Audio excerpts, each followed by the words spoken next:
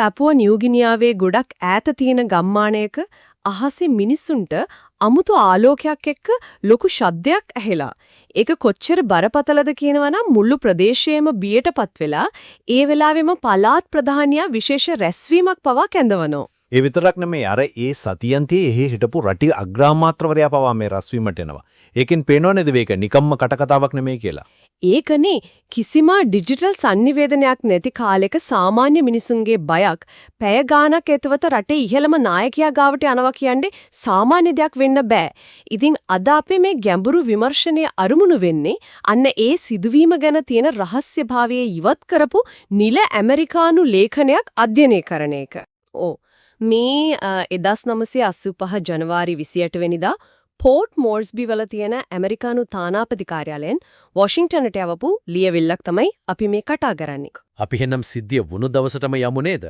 1985 ජනවාරි 24 වෙනිදා රෑ පැපුවා නිව්ගිනියාවේ වෙවැක් ප්‍රදේශයේ අහසේ අර ගම්වැසියන් දකින්නවා අධික වේගයෙන් යන ආලෝක ධාරාවන් වගේක්.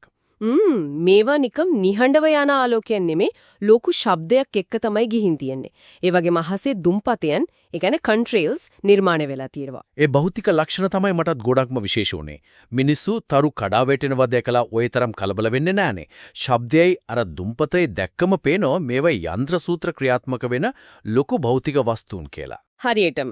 ඒ නිසානේ පැපුවා නිව්ගිනියා ජාතික බුද්ධි සංවිධානය, ඒ කියන්නේ NIO එක මේකට කෙලින්ම මැදිහත් වෙන්නේ. බුද්ධ්‍යංශයක් කවදාවත් ගම්වැසියන්ගේ කටකතා පස්සේ යන්නේ නැහැ. ඔවුන් හොයන්නේ තාක්ෂණික සාක්ෂි. ඉතින් ඒ තාක්ෂණික සාක්ෂි උණ්ඩ ලැබෙනව නේද? එයා නිව්ගිනියා ගුවන් සමාගමේ නියමුවෙකුගෙන්. ඒක තමයි මේකේ ප්‍රබලම සාක්ෂිය. ඔහු VVAC ඉඳලා පියාසර කරනකොට හරියටම අර අංගොරම් කියන ප්‍රදේශයට ඉහළින් තමන්ගේ රේඩා පද්ධතියෙන් අසාමාන්‍ය දෙයක් දකිනවා. ඒක ලේඛනයේ තියෙනවා 4 degree S 144 degree E කියන ඛණ්ඩාංකවලදී කියලා.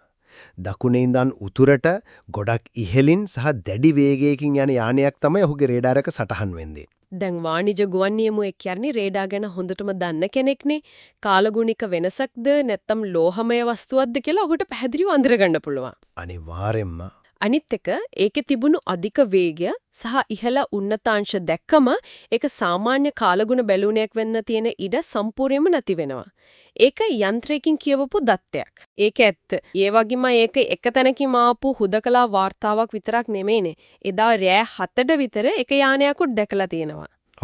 ඊට පස්සේ රෑ 10ට විතර තවත් යාන 6කින් හරි 8කින් හරි සමන්විත කණ්ඩායමකුත් අර දුම්පතේ එක්කම ගමන් කරනවා දැකලා තියෙනවා. යාන 8ක් එකට යනවා කියන්නේ ඒක අහම්බයක් වෙන්න බෑ.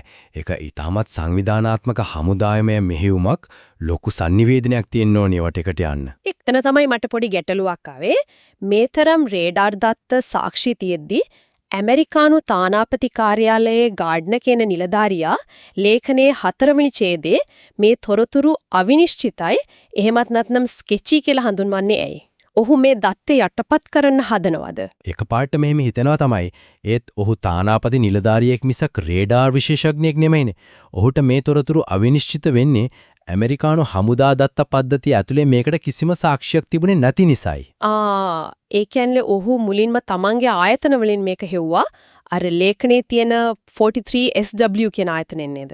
හරියටම 43SW කියන්නේ ගුවාම් දූපතේ තියෙන ඇන්ඩර්සන් ගුවාම් හමුදා කඳවුරු.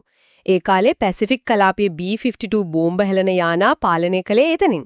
ඉතින් තානාපති කාර්යාලයෙන් දුරකථනෙන් උන්ට කතා කරලා අහනවා මේක ඇමරිකානු මෙහෙයුමක්ද කියලා. ඒත් ඒ ගුවන් කඳවුරෙන් කියනවා එදා කිසිම ඇමරිකානු යානයක් ඒ කලාපේ හිටියේ නෑ කියලා. ඊට පස්සේ තමයි තානාපති කාර්යාලය මේ ලේඛනය කෙලින්ම USCINCP එකකට යවන්නේ. ඒ කියන්නේ මුළු පැසිෆික් කලාපයේම ඉන්න ඇමරිකානු හමුදාවන්ගේ ඉහළම අනදෙන නිලධාරියාට. මට තේරෙනවා තානාපති කාර්යාලය ඇතුලේ ලොකු කලබලයක් ඇති වෙන්නේ නැති. තමන්ගේම ගුවන් කඳවුරක් නැහැ කියවම ඒක රාජ්‍යතාන්ත්‍රිකව ලොකු ප්‍රශ්නයක්නේ. අනිවාර්යයෙන්ම. ඒ නිසායි ඔහු ඉහළින්ම පැහැදිලි කිරීමක් ඉල්ලන්නේ. විශේෂයෙන්ම 1985 කියන්නේ සීතල යුද්ධයේ උපරිමයටම ගිහින් තිබුණු කාලයක් කියලා අපි අමතක කරන්නේ නරකයි. ඇත්තට. එතකොට ඇමරිකාව පිළිගන්නවා නම් මේ යානා ඕංග නෙමෙයි කියලා. මේ තරම් වේගෙන් යන යානා කණ්ඩායමක් යවන්නේ ඒ කාලේ වෙන කාටද පුළුවන්කම තිබුණේ. ඒක තමයි මේකේ තියෙන ලොකෝම ප්‍රහේලිකාව. සෝවියට් දේශයට වුණත් මේ තරම් දුරකට මෙහෙයුමක් දියත් කරන එක භෞමිකව වගේම තාක්ෂණිකවත් කුඩ කමාරු වැඩක්. ඒ වගේම ඇමරිකානු රේඩාර් වලට අහු නොවී එන්නත් බෑනේ. ඒකනේ. ලෝකේ වෙන කිසිම රටකට ඒ කාලේ මේ වගේ තාක්ෂණයක් තිබුණේ නැහැ. ඉතින් මේ තානාපති කාර්යාලයේ මුහුණ දෙන ප්‍රශ්නය අපිට හිතා ගන්න පුළුවන්. ඉතින් මේ ලේඛනයේ අන්තිමටම ගාඩ්නර් කියන නිලධාරියා කරන ඉල්ලීම හරිම විශේෂයි. ඔහු කියනවා මේ වාර්තා සම්බන්ධයෙන් දෙන්න පුළුවන් ඕනෑම පැහැදිලි කිරීමක් තියෙනවා නම් ඒක කරුණාකරලා අපිට දෙන්න කියලා. ඔව්, any light you might throw කියලා හුව අහන්නේ. හරියටම. ඔහු හරිම අසරණ වෙලා වගේ නේද? රාජතාන්ත්‍රික ලේඛනයේ කොහොම වචන පාවිච්චි වෙන්නේ කලාතුරකින්. ඔව්. ඔහු ඇත්තටම බැගෑපත් වෙනවා වගේ දෙයක් එතන තියෙන්නේ. ලෝකේ සුපිරිම බලවතා වුණත් හැමදේම පාලනය කරනවා කියලා හිතුවත් මේ වගේ වෙලාවට ඔවුන් කොච්චර අසරණ වෙනවද කියලා මේකෙන් පේනවා. අනිත් එක මේ ලේඛනයේ කොහෙවත් මේවා පිටසක්වල යානා කියලාවත් අద్భుත දේවල් කියලාවත් කියන්නේ නෑනේ. නෑ. කිසිම තැනක එහෙම නෑ. ඔවුන් මේක දකින්නේ Tamanට විසඳ ගන්න බැරි වුණු බරපතල ආරක්ෂක ප්‍රශ්නයක් විදිහට විතරයි. ඒ රහස එදා වගේම අදටත් එහෙමමයි පවතින්නේ. මේ සම්පූර්ණ කතාවම ගත්තම පුදුම හිතෙනවා. කිසිම තාක්ෂණයක් නැති ගමක මිනිස්සුන්ගේ බය කෙලින්ම අගමැතිට ගිහින් බුද්ධ්‍යංශ මැදිහත් වෙලා නියමයකුගේ රේඩාර් දත්තහරහා ඇමරිකානු රාජ්‍ය දෙපාර්තමේන්තුවටම යනවා. ඒත් වගකීම ගන්න කෙනෙක් නැහැ. රේඩාර් වල සටහන් වෙච්ච ඇමරිකාව පවා තමන්ගේ නෙමෙයි කියපු එදා රෑ 10ට හාසේ ගියේ ඒ අභිරහස්යානාට කාගේද? සහ ලෝක බලවතුන්ගේ රහස් ලේඛන ASCII මේ වගේ විසඳපු නැති අභිරහස් තව කී දහක් නම් හැංගිලා ඇතිද? ඒ ගැන තවදුරටත් හොයලා බලන්න එක හැමෝටම බාරයි.